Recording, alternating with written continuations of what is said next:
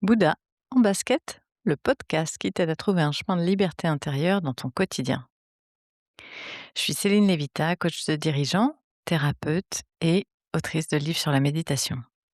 J'aimerais aujourd'hui qu'on explore ensemble pourquoi vouloir régler une situation avant de s'occuper de ce qu'elle a déclenché en nous, c'est un peu comme vouloir attraper un pyromane alors que notre maison est en feu.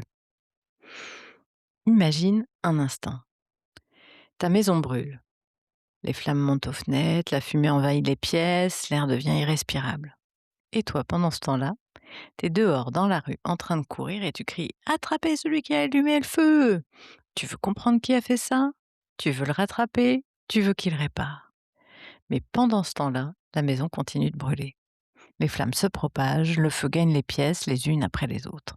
Et c'est exactement ce que nous faisons parfois avec nos émotions. Une situation se produit, que ce soit une remarque, un message, je sais pas, un peu sec, un silence qui nous surprend. Et presque immédiatement, notre esprit part courir après le problème extérieur. «Mais pourquoi il me parle comme ça? Mais c'est injuste, mais il faut que j'explique», et sans même nous en rendre compte, on veut régler la situation. On veut convaincre, expliquer, corriger, rétablir la justice, alors que quelque chose à l'intérieur de nous est déjà en train de brûler. C'est un réflexe, complètement humain. Notre cerveau déteste l'inconfort émotionnel. Et du coup, il cherche immédiatement à supprimer ce qui l'a déclenché.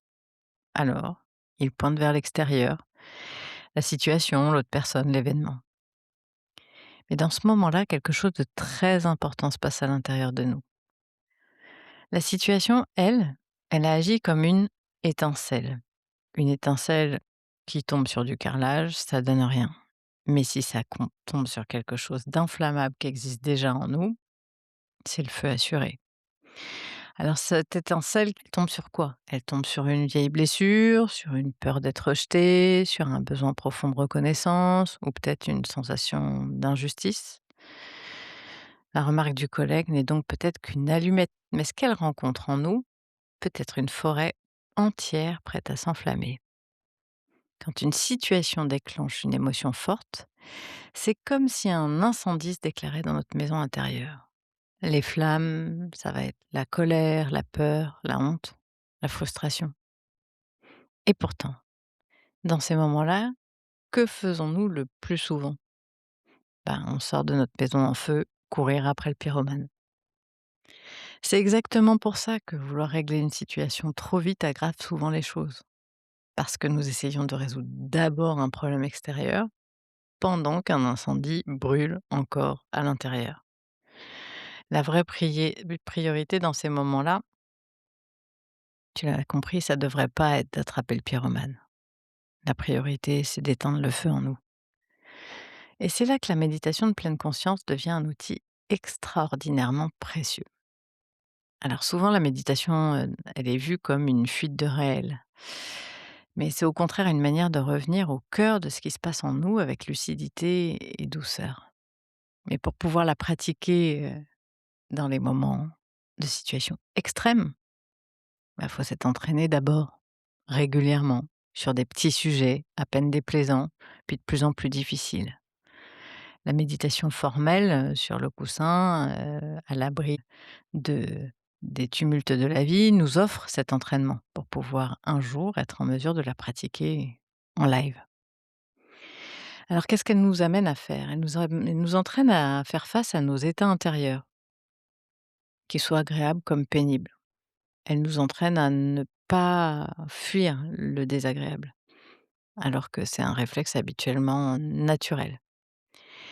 Et à force de rencontrer nos émotions difficiles, bah, non seulement on réalise qu'on peut rester avec et qu'elles ne nous tuent pas, donc il y a aucune urgence à les faire disparaître, mais en plus on réalise que plus on reste avec, sans les juger, sans chercher à les éteindre, mais sans non plus leur donner du carburant avec nos pensées, en restant juste avec leurs manifestations dans le corps, bah, plus on leur donne une chance de s'apaiser. Et un jour, peut-être qu'on sera capable de faire ça au cœur de l'action.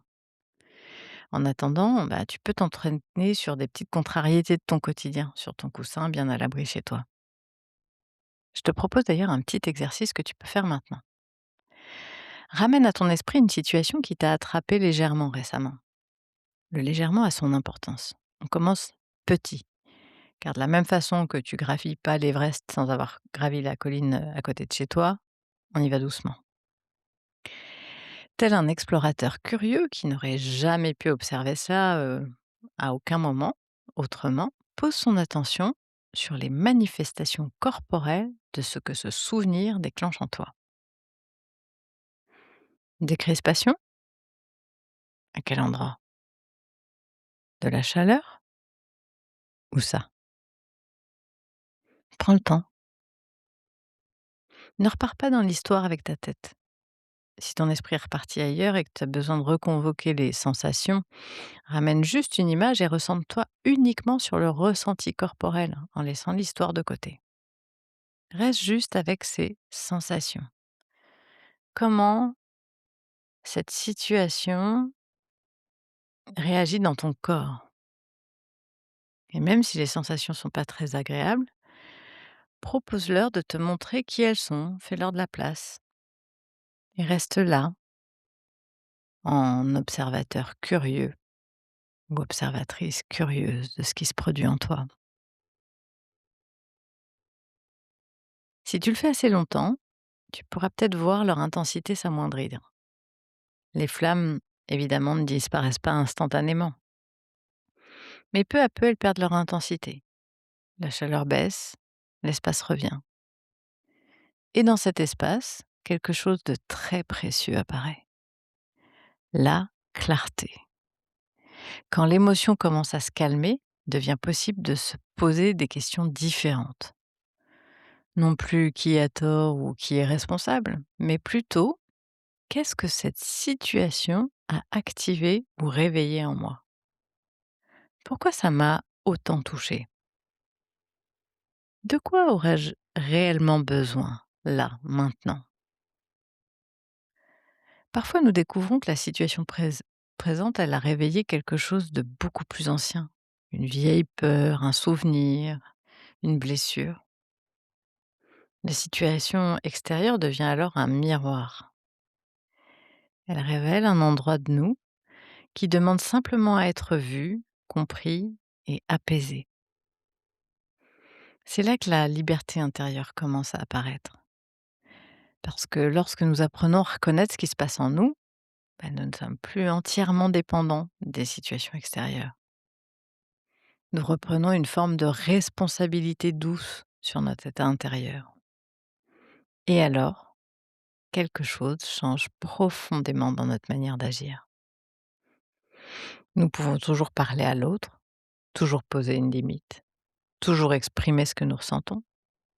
Mais nous le faisons depuis un endroit beaucoup plus calme et beaucoup plus juste, car nous ne lui demandons pas réparation ou nous posons une limite uniquement vis-à-vis de ce qui le concerne, lui. Donc, notre demande ou notre limite ou l'expression de ce qu'on a vécu est beaucoup plus stable. On n'est plus dans la réaction.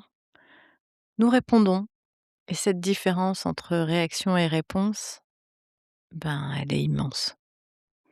C'est un peu comme lorsque la mer est agitée par une tempête. Bah, si tu essaies de naviguer en pleine tempête, chaque mouvement devient dangereux. Mais quand les vagues se calment, même légèrement, la direction redevient visible.